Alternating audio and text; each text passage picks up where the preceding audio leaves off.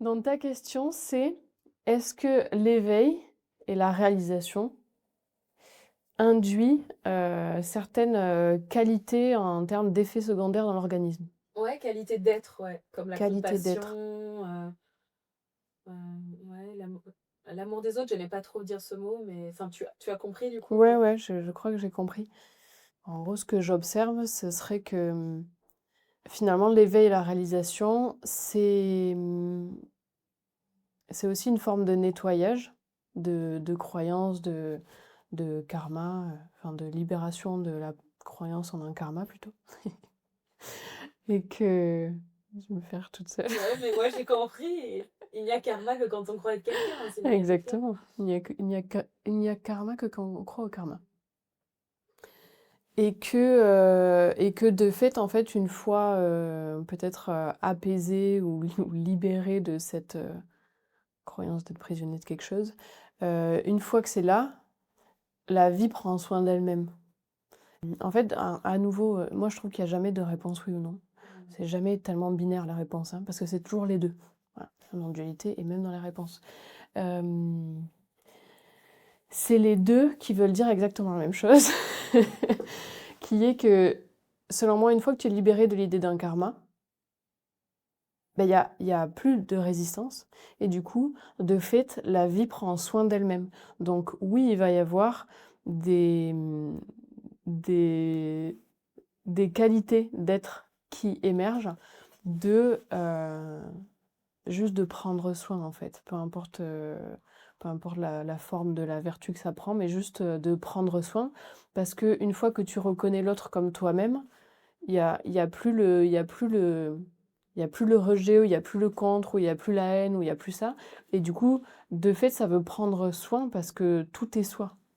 Et vu que ça n'a plus besoin d'être en vengeance ou en autodestruction comme ça l'est parfois chez certaines structures, et ben ça juste ça va prendre soin. Et en même temps, il y a aussi, c'est le, le oui et le non, en même temps il y a aussi chaque forme a sa propre structure et arrive avec son propre moule en quelque sorte.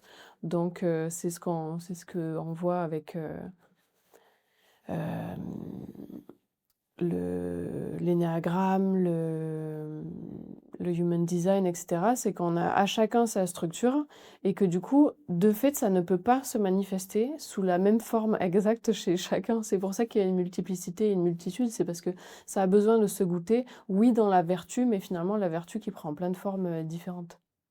Et que du coup, les effets secondaires de cette réalisation vont être totalement différentes d'une structure à une autre, vu que c'est pas la même structure.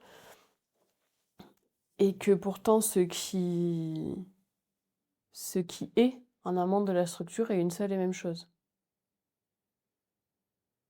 Du coup, il y a une forme de on aimerait que, que dans le monde ça devienne unifié dans la matière, mais peut-être que la matière elle n'est pas faite pour ça aussi.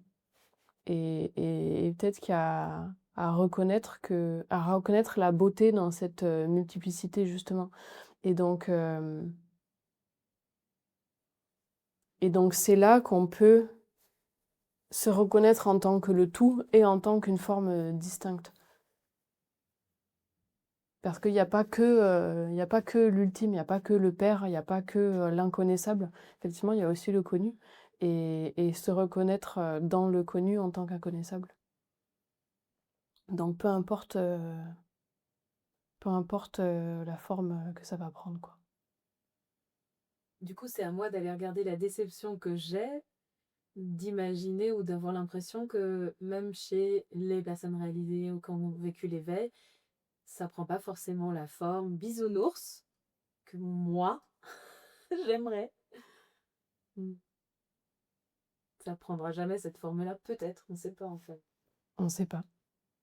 Mais dans tous les cas, c'est parfait tel que c'est, quoi.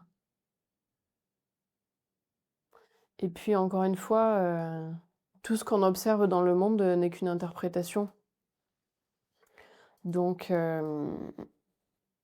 si tu vois chez un être éveillé ou chez un être pas éveillé quelque chose qui te crée une contrariété, C'est toujours une projection de quelque chose, tu vois? Parce que ton voisin va pas du tout voir la même chose. Donc ça tout ne parle que de soi. Et pour autant, je vais reboucler là-dessus, mais il y a toujours pas de jugement à avoir sur le fait de réussir à accueillir ou pas réussir à accueillir quelque chose. C'est être libre de ça et dire oui au fait de: «Non, ça je trouve que ça c'est pas OK. Je suis un être éveillé, ça devrait pas se passer». D'être OK avec le fait que, bon, mais pour l'instant, voilà, je suis pas d'accord.